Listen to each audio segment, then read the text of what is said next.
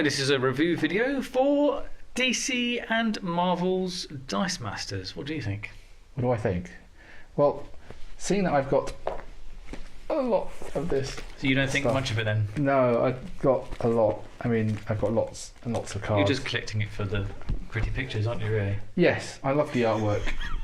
Used to be a huge comic fan when I was younger, and then to be able to play as these characters is great fun, and to be able to play across between Marvel and DC. Yeah. It's just great fun.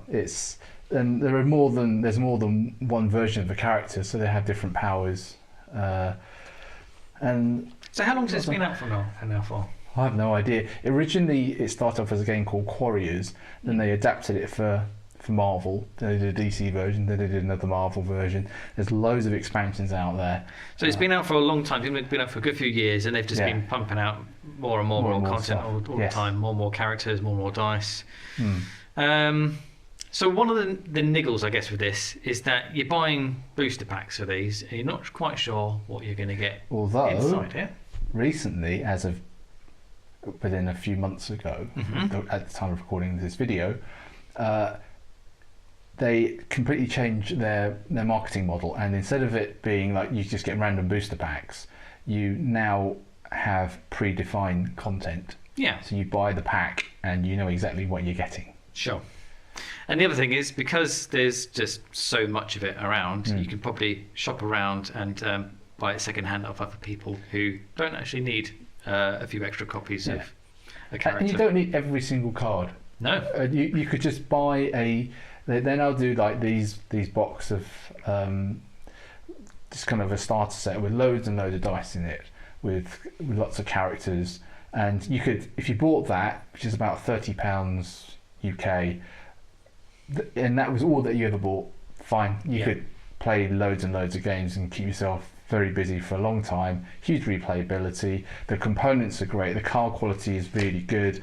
The dice, I mean, you like dice, don't you? Yeah, I wish the dice were a bit bigger, but then they're saving themselves a bit of money on actually not having a bigger dice, I guess, and they're absolutely fine. They roll and they have sides to them, and they have nice little pictures. Yeah, sure. On them. So generally the quality is great. The only thing you don't get in the game are the play mats, but you can buy them, or you can just print them off, make your own. It's very, very easy to do. You just need some sort of live counter, which most gamers will have. You can use a coin or that sort of live tracker. And you can just come up with crazy combinations of characters and just have. It is a completionist's nightmare, though. If you are a completionist, don't buy this game. Don't buy them, because they're just releasing stuff all the time. Yeah. And you're never going to have every single card, every single die at all. So you can. There are certain characters that you like.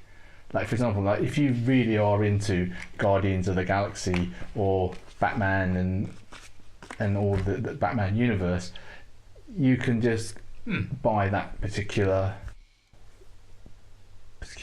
genre, really. Yeah. How about how the game plays? I like the way the game plays. It takes a little while just to get used to it. Definitely.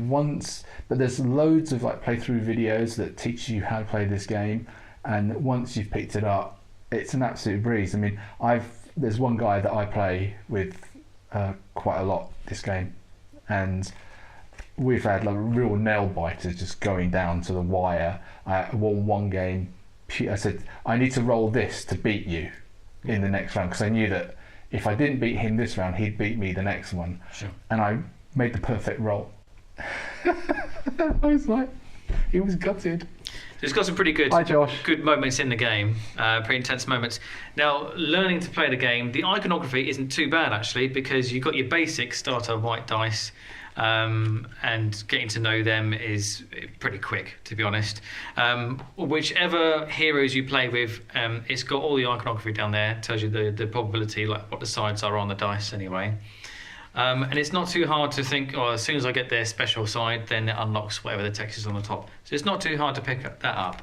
For me, the only problems I've really got is sort of where the dice move to, which areas of the playmat they go to. It takes a while. And also the attacking and defending, what happens And it's a bit like maths, kind of like tallying up all the numbers, right? So if I've got this much attack, oh no, hang on a minute, they're going to defend with that, so they're going to mitigate that. Yeah. It's just a bit mind-boggling initially to begin with. So I need a couple more gameplays in order to really get my head around certainly attacking and defending, who gets knocked back, who gets knocked out, and just where all the dice move around. I had exactly the same problem, but there's lots of videos out there. Just pick up a tutorial, play it a few times, but as soon as you pick it up and it locks into place, pretty good game. Yeah. So as you well know, seeing that I've got all this stuff, I love playing this game. I've got more coming. It's on its way. So if you like, one-on-one gameplay, does this scale up? Can you play with more than just two people? You can play 2 versus 2, and there's also an interesting mechanism that works in there. Mm-hmm. But generally, it is just a one-on-one. Very, very quick. Yeah. Typical gameplay is about 10, 15 minutes maybe? Well, when you know what you're doing, if it's just one-on-one, it's probably about half an hour. Yeah, if you're doing the whole 20 health thing. Yeah, about half an hour. And also you have to factor in what characters you're going to play, because it might take you a while to decide which ones you want to play. I have a little drafting system that I made up that works quite well, but yeah. Yeah, sure. I really like the game. However, I wish there was a bit more. I don't know. It feels to me as if I'm just rolling dice, and it's a bit of disengaged from the actual characters themselves. So whilst I can see the characters, the images are there, and they've got unique abilities which seem quite thematic. I still don't feel really sort of like engaged with the actual characters themselves. I don't feel like, I am Rocket Raccoon or anything like that. In your case, I am Groot. Or I am Groot. There's no Groot here. But you can have Groot. You can have Groot.